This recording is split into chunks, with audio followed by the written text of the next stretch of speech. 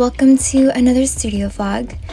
A lot of what you're going to be seeing here is my attempt to find my footing in painting once again. Since the quarantine began, I have just completely stopped creating because I think a lot of the things I once drew inspiration from, like light and people and everyday life in general, these things are no longer available to me. So after I gave myself a lot of time to just focus on work and not pressure myself to feel or be a certain way, I eventually naturally started to take notice of the things that I was surrounding myself with, and I began to seek inspiration in things like my favorite movies and albums and books instead. So anyway, the first study I did was of a still from the ending of Amelie. This movie was extremely formative for me during my middle and high school years, and I think it still very much reflects a lot of who I am today. There's a moment in this scene that I really love. It's a split second in the middle of all the excitement of zooming in and out of the city streets, where she rests her cheek gently on the back of his shoulder and closes her eyes like she's breathing him in, or just really taking in what it feels like to be with him in that moment. I love that gentleness and expression so much, and I wanted to try to capture that in the same tones that we know and love in this beautiful, vibrant film.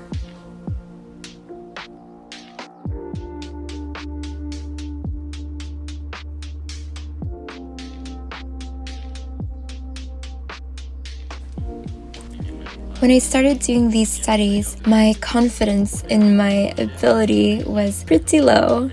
I would look at a reference photo and I wouldn't be able to picture myself successfully being able to produce something that would do it justice. It was like I didn't even know where to begin. You get into those mindsets where you doubt yourself and you psych yourself out so much that you can't even bring yourself to begin. Sometimes I find that forcing myself can be helpful. That goes hand in hand with the need to accept that whatever I will make will most likely not be a masterpiece, and that is 100% okay. I painted this still from Rick and Morty for my friend David as a thank you. He was watching an episode with me every day as a way to check in on me, and I'm really grateful for that act of kindness, especially at the beginning of isolation when I think I was still trying to transition into getting used to the solitude. The predictability of the process of just laying down blocks of colors and outlining it was really meditative. Even when I messed up, I think I was in such a relaxed mood that it was easy for me to accept it and move on and, even embrace the wobbliness for what it is. I like that it's a little bit imperfect, It gives it a bit of character, which I know sounds kind of like a cop-out, but I really do mean it.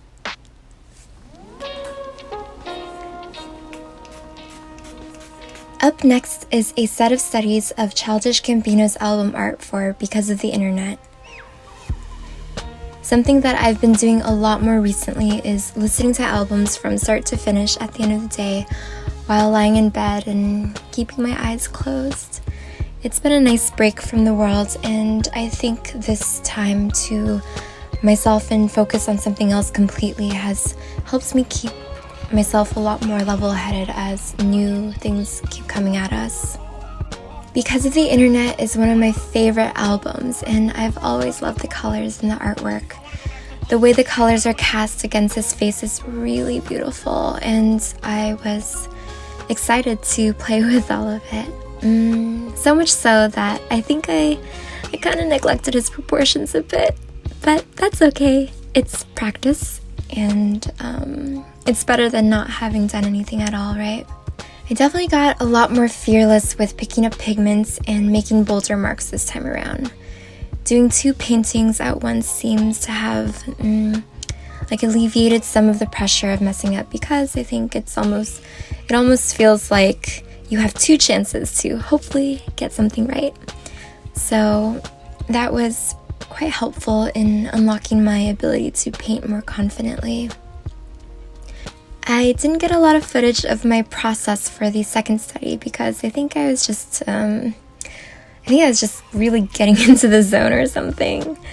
In the end, I actually really quite liked how these two little ones turned out and how they look sitting next to each other.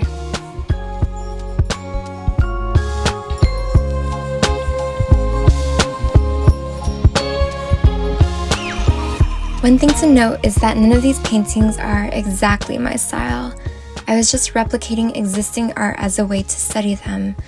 But I really think you end up learning a lot about how you paint and what you like the more you try to expand and to break out of what you're used to. Even then, I think these studies still have something about them that still feel like me.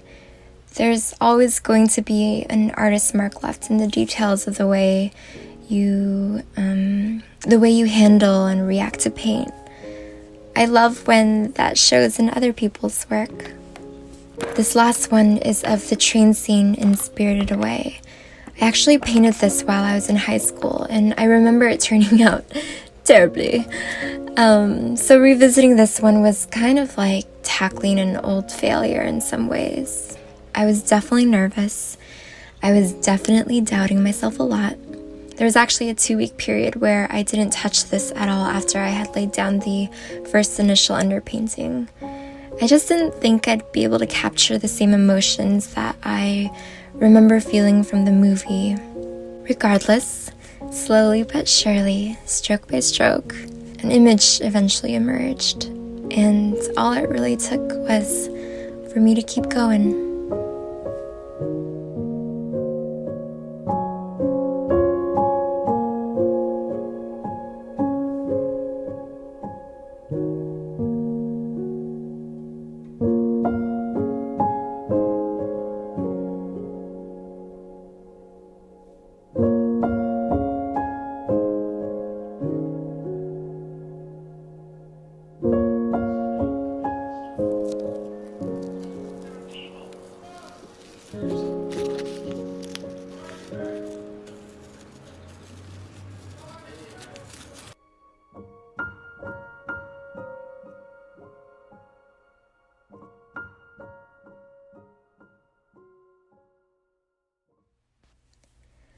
I wanted to share this last bit because I think it was an important symbolic action that I took to finally recognize the worth in my work.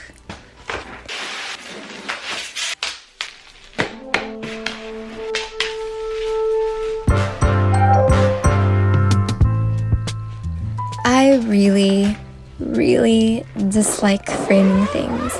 I never frame my photographs, I never frame my paintings, I never frame any posters. I just kind of stick tape on the back and slap it on the wall and hope that it stays. Alright, I'm gonna give this one a break. I'm gonna try to do the second one. Recently, I got it in my head that framing your work can be a really celebratory action, and it can physically signal the completion of accomplishment. I accidentally got a hair in it. No! This is why I don't frame paintings ever. Yay! Oh, fuck. Forgot to take off the... And there's another hair, what? As you can tell, I was pretty annoyed with the entire framing process. It's kind of my fault for buying cheap frames though. Once I actually got through it, all done, it felt nice to see the paintings look so neat against my walls instead of just stuffed in a portfolio, shoved in the dark corners of my closet. So, yay.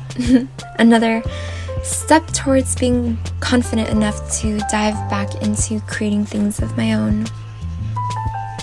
I hope you enjoyed this little sliver of my life during quarantine, and I'll see you next time.